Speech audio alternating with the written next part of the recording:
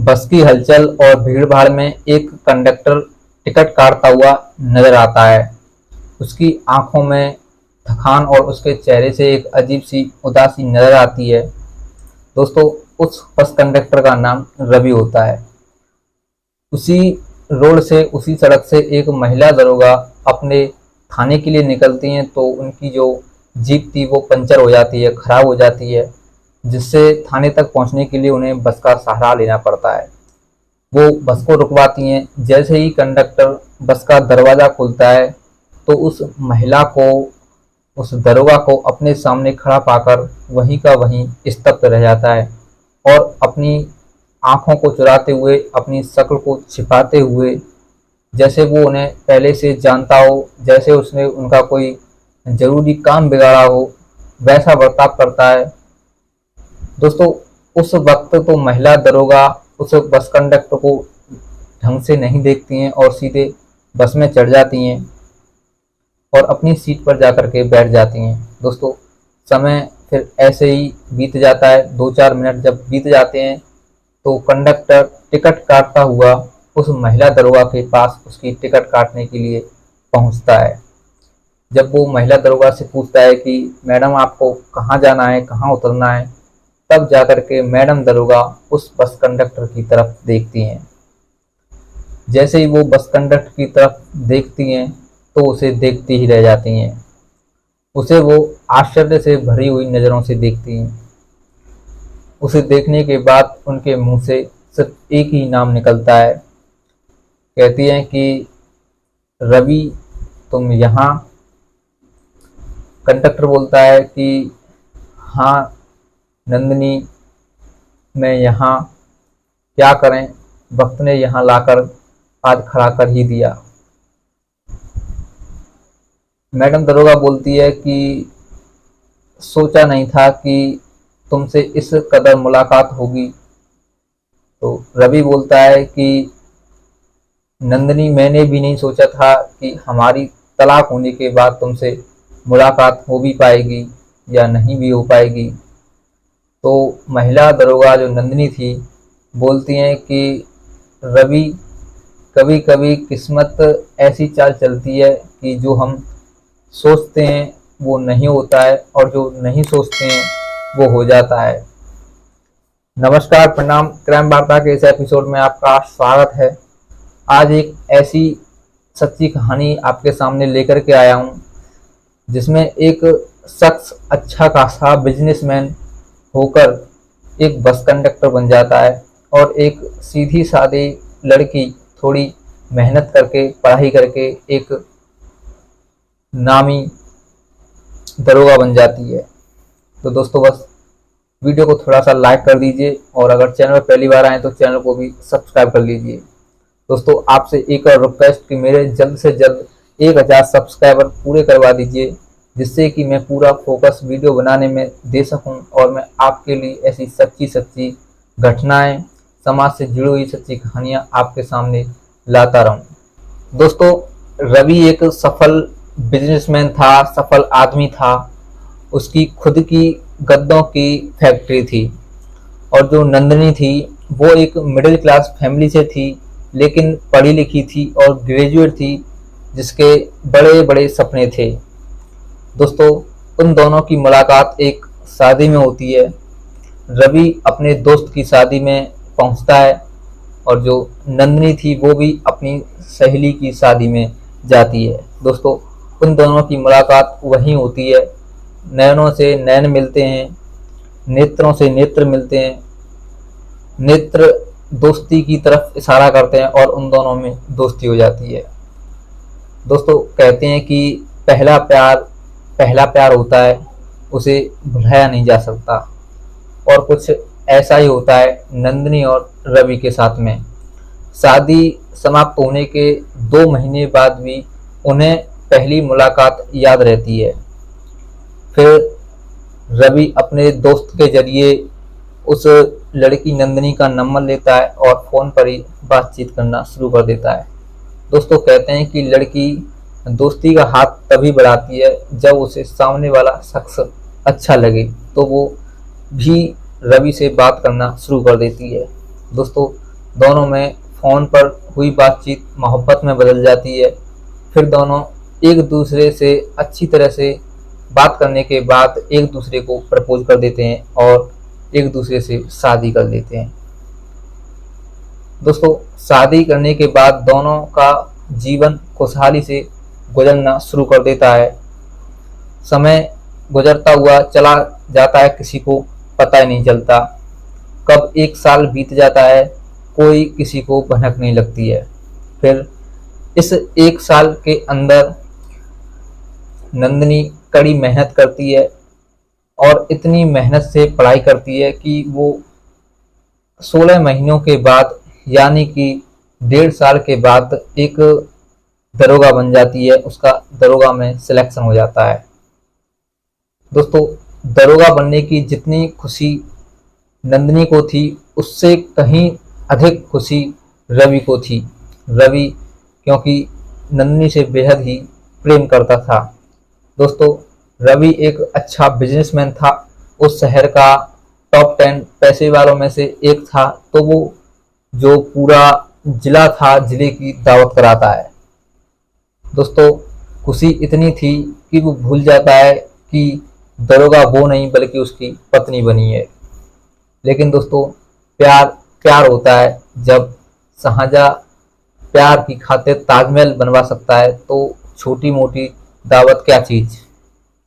दोस्तों, समय ऐसे ही गुजरता चलता है। लेकिन कहते हैं कि अगर कोई रिश्ता टूटता है तो केवल 2 वजहों से ही टूटता है।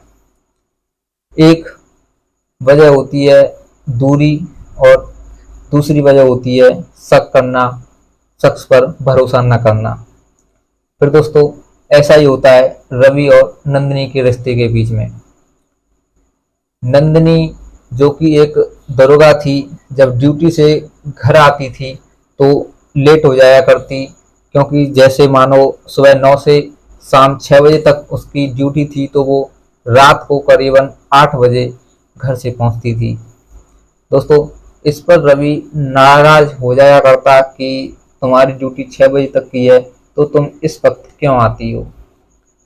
दोस्तों, नंदिनी रवि को समझाती कि कुछ फाइल के काम काजों की वजह से मैं लेट हो जाया करती हूँ, तो तुम मुझसे नाराज मत हुआ करो। लेकिन दोस्तों, कहते हैं कि नाराजगी इंसान से नहीं होती है, नाराजगी उसकी जो हरकतें होती है उससे होती है। क्योंकि अब तक नंदिनी 2 घंटे लेट आती थी तो तब तक तो ठीक था, लेकिन अब नंदिनी रात के करीबन 10 बजे घर आना शुरू कर देती है। इससे जो रवि था उसका शक और बढ़ जाता है। अब वो समझने लगता है कि नंदिनी का संबंध किसी पुलिसकर्मी के साथ है, उसके किसी या तो कांस्टेबल के साथ है या फिर थाने के एसएचओ के साथ है। बस दोस्तों, इसी रेंजेस के ऊपर उन दोनों में झगड़ा होना शुरू हो जाता है, लड़ाई होना शुरू हो जाती है। नंदिनी रवि को बहुत समझाती है कि वो कामकाज की वजह से, ऑफिस के फाइलों को पलटने इकट्ठे करने की वजह से लेट हो जाती है। लेकिन दोस्तों, रवि नंदिनी की बातों पर विश्वास नहीं करता है और उसे दूरियों में रखकर कहीं और चला जाता है, जिससे दोस्तों नंदिनी तंग आ जाती है। कहती है कि अगर आपको हमारे साथ रहना है या हमें आपके साथ रखना है तो हमसे बात कीजिए या हमारे संपर्क में रहिए। लेकिन दोस्तों, रवि जिसका दिल टूट चुका था वो अब तलाक तक पहुंच जाता है। नंदिनी से कहता है कि मुझे तुमसे तलाक चाहिए। बस दोस्तों, नंदिनी भी कह देती है कि जिस रिश्ते में विश्वास न हो उस रिश्ते को रखकर क्या करेंगे, उस रिश्ते को खींचकर क्या करेंगे। बस दोस्तों, इसी बात पर नंदिनी भी अब रवि से तलाक ले लेती है। दोनों एक दूसरे से अलग हो जाते हैं। अलग होने के बाद रवि की ऐसी स्थिति हो जाती है, ऐसी परिस्थितियों का उसे सामना करना पड़ता है कि 6 महीने के अंदर ही उसका कारोबार डूब जाता है। दोस्तों, उसकी जो गद्दे बनाने की कंपनी थी उस पर छापा पड़ जाता है। पता नहीं था कि उसका ही जो कोई कर्मचारी था वो उसे दगाबाजी कर देता है और उसकी कंपनी को सीज करना पड़ जाता है। दोस्तों, इस तरह से रवि बर्बाद हो जाता है और इधर नंदिनी अपनी मेहनत और लगन से ऊंचाई की बुलंदियों को छूना शुरू कर देती है। दरोगा में उसकी इज्जत इतनी बढ़ जाती है कि लोग उसके नाम से ही उसे जानने लगते हैं। समय फिर ऐसे ही गुजर जाता है। 2 साल बीत जाते हैं। 2 साल बीतने के बाद जो रवि था वो बद से बदतर स्थिति में आ जाता है। अब उसके पास कुछ भी नहीं बचता है तो केवल एक टूटा फूटा सा मकान। बस उसी मकान में वो रहा करता और अपनी गुजर बसर करता।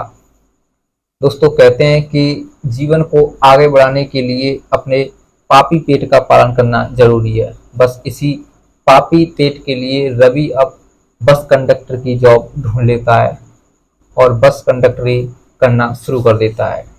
दोस्तों, एक दिन बस कंडक्टरी करते करते नंदिनी और रवि की मुलाकात बस में हो जाती है।